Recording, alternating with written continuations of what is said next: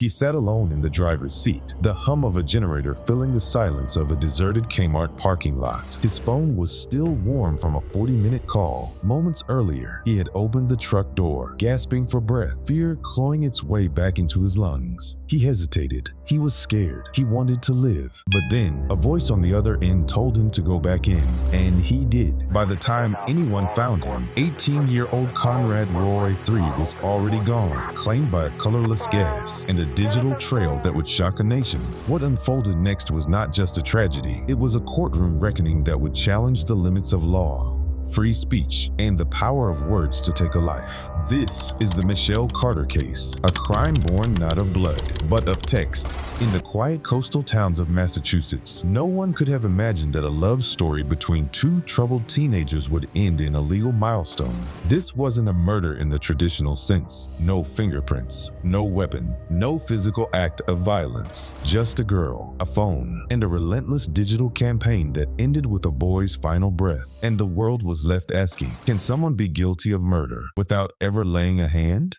Conrad Roy III was the kind of son any parent would be proud of. Smart, athletic, driven. At just 18, he'd earned his captain's license, graduated high school with honors, and been accepted into college to study business. But what the world didn't see was a boy unraveling behind a bright smile. Conrad battled crippling anxiety and depression, monsters that grew louder with every year. A suicide attempt at 17, therapy sessions that never quite helped. A bottle of pills was swallowed in desperation, and above all, a quiet ache to escape his pain. In June of 2014, he recorded a video message. In it, he confessed, "I just want to be comfortable in my skin. I just want to be happy." That video would never reach the person who needed to see it most, because someone else was already whispering in his ear, telling him there was only one way out.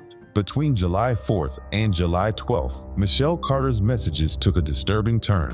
No longer was she urging him to seek help. Now, she was frustrated, demanding, impatient. "You just need to do it, Conrad. If you don't do it now, you never will." Over hundreds of messages, Michelle didn't just support the idea of suicide. She became its architect. She suggested methods, dismissed his fears. When he worried about his family, she told him they would get over it. And when he hesitated, when he showed fear, as anyone would, Michelle didn't try to stop him. She told him to go back in. Get back in. Those three words would become the most chilling piece of evidence in a case that would redefine what it means to commit a crime. That morning, Conrad told Michelle he was going to do it. She made him promise. By evening, he had pulled his black Ford F-250 into a remote Kmart parking lot. The engine ran, but it wasn't the truck that would kill him. It was the generator he'd rigged up, filling the cab with carbon monoxide. At 6:28 p.m., they spoke for over 40 minutes. He was scared. He got out. He wanted to live. Then another call, another 40 minutes, and this time he didn't come back. Michelle would later confess to a friend.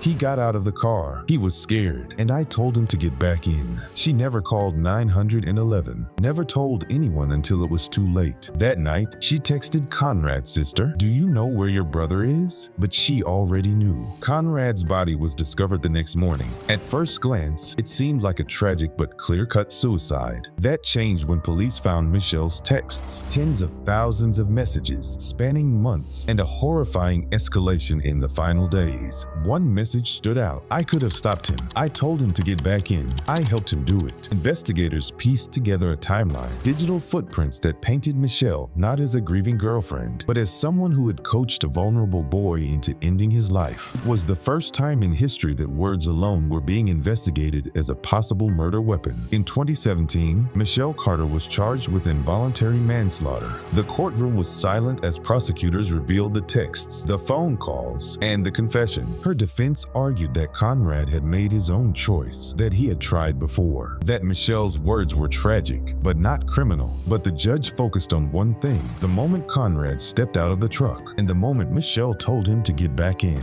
That, he ruled, broke the chain of self-causation. That single command transformed her from a passive observer to an active participant. Michelle Carter was found guilty. Michelle Carter served just under a year in prison, released early for good behavior. Today, she lives quietly, out of the spotlight, never publicly acknowledging her role. But the questions she left behind still echo across courtrooms and social media threads alike. Did she kill Conrad Roy with just her words? Can someone be held responsible for another person's suicide? And when does digital manipulation become a crime? In Massachusetts, lawmakers introduced Conrad's law, aiming to criminalize suicide coercion, a direct result of this case. But across the nation, the legal ground remains shaky. Free speech versus fatal influence. A suicide or a digital homicide? The most haunting detail may be the text Conrad sent weeks before his death. We should be like Romeo and Juliet at the end. Was Michelle Carter a puppet master, or a broken girl caught in a shared fantasy gone too far? Was it love or manipulation, mental illness or malevolence? We may never know the full truth behind those final messages, but one thing is certain: the echoes of a 40-minute phone call still haven't faded, and the question remains: if the only weapon was a cell phone, can justice ever truly be served? Was Michelle Carter a murderer or a misunderstood teenager? Let us know what you believe in the comments below.